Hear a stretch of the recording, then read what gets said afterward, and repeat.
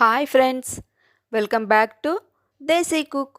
ఇగో ఈ గుడి కాడనే అమ్మ వాళ్ళు బోనం చేసిర్రు. ఈ గుడి ఏ గుడి అంటే శ్రీ నల్లపోచమ్మ అమ్మవారి గుడి ఇది. ఇక్కడ అమ్మవారు స్వయంగా చెట్టుకు వెలిసిరని అంటారు. ఈ గుడి వివరాలు వేరే వీడియోలో తెలుసుకుందాము. అయితే ఇక్కడ అమ్మ వాళ్ళు బోనం చేసిరన్నమాట.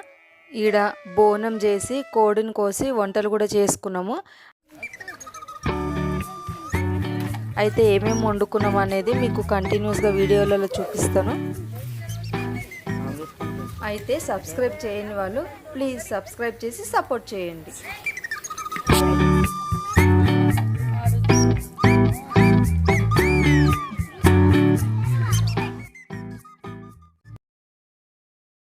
ఫస్ట్ పొయ్యిరాళ్ళకి బొట్లు పెట్టి పొయ్యిని పూదించుకున్న తర్వాత బోనానికి అన్నం అయితే వండేసిన.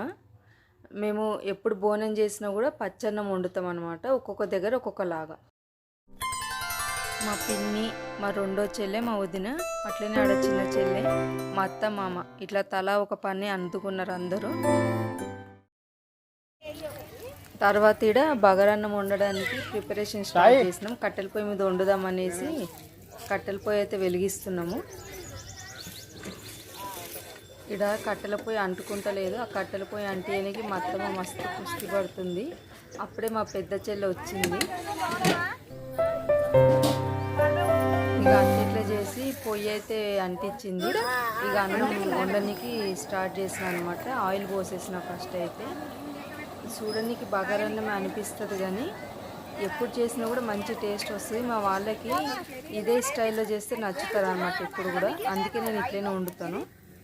మా పెద్ద చెల్లి వచ్చిందని నేను అటు పోయినా. మా అత్తమ్మ నూనె కాగిపోతుంది అని అంటుంది. ఆల్రెడీ మసాలాలన్నీ తీసి పెట్టేసిన. అవి వేసేయంటే మా అత్త వేసింది అనమాట. మా మామనేమో ఇక్కడ కట్టెలతో కుస్తీ పడుతుంది చూడండి. మళ్ళీ నేను వచ్చి ఇక ఉల్లిగడ్డలు, పచ్చిమిరపకాయలు ఇవన్నీ వేసేసింది. ఇక ఇట్లా ఏ చిన్న ఫంక్షన్ చేసుకున్నా కూడా మా ఫ్యామిలీ మెంబర్స్ 30 మెంబర్స్ అయితే కంపల్సరీ అటెండ్ కావాల్సిందే. అందుకే ఏ వీడియోలో చూసినా కూడా ఇప్పుడు కనిపించే వాళ్ళు మాత్రం కామన్గా కనిపిస్తారు. ఉల్లిగడ్డలు వేగిన తర్వాత అల్లం వెల్లుల్లి పేస్ట్ వేసిన. 2 పత్రికలు మిగిలినాయి అంటే మా అత్త తెచ్చి మళ్ళీ వేసింది దాంట్లో. ఇక్కడ నేను అన్నం వండుతుంటే పక్కన మిగతా వంటలకి అన్నీ కటింగ్ చేసి రెడీ పెడుతుర్రు. ఇంకొక చెల్లె వచ్చేసి ఇక్కడ బోనం పూజిస్తుంది. ఒక చెల్లె కటింగ్ చేస్తుంది. ఇట్లా అందరు హెల్ప్ చేస్తుర్రు అన్నమాట.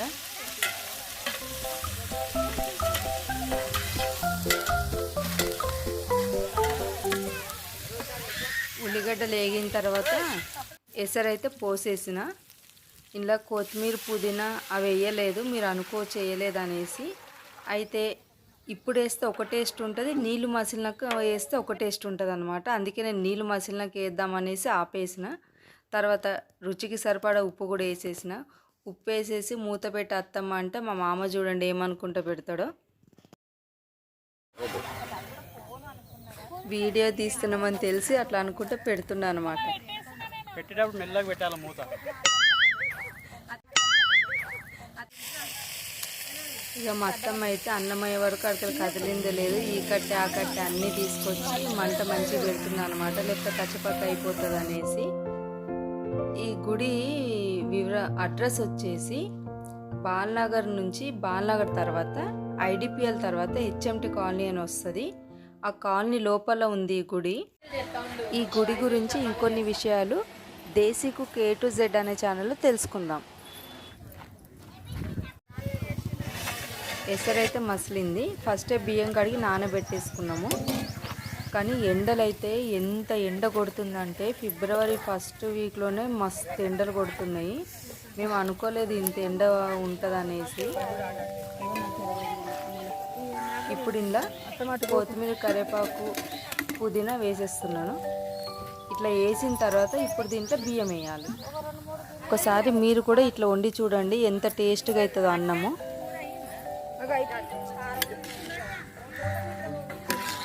గరం మసాలాలన్నీ లైట్గా వేసుకొని ఇట్లా వండుకుంటే మాత్రం బాగుంటుంది. ఈ ప్రోగ్రామ్ అంతా కూడా ఆల్ ఆఫ్ ద సడన్గానే ముందుగా ప్రిపరేషన్ అయ్యింది ఏమీ లేదు. అంటే అమ్మ ఎప్పుడు అనుకున్నది, కాకపోతే అనుకోకుండా సండే కలిసి వచ్చింది కదా చేద్దాం అనుకొని 1 డే బిఫోర్ అనుకున్నాము, నెక్స్ట్ డే చేసేసినాం అనమాట.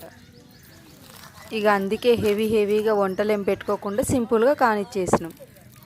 కానీ ఇట్లా ఏదైనా అనుకోకుండా చేస్తేనే బాగా జరుగుతాయేమో.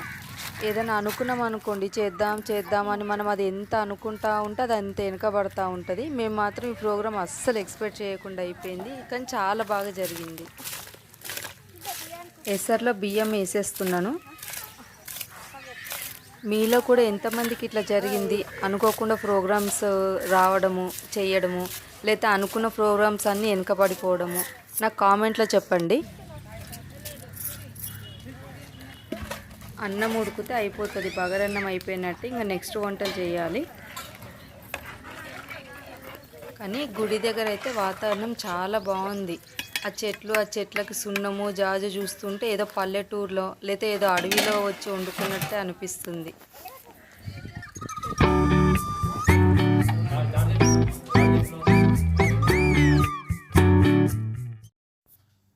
అన్నం అయిపోయింది. ఒకసారి కిందికి మీదకి అనేసి నిప్పుల మీద దమ్ ఇచ్చేసినామంటే మంచి టేస్టీగా ఉండే బగారన్నం రెడీ అయిపోయింది.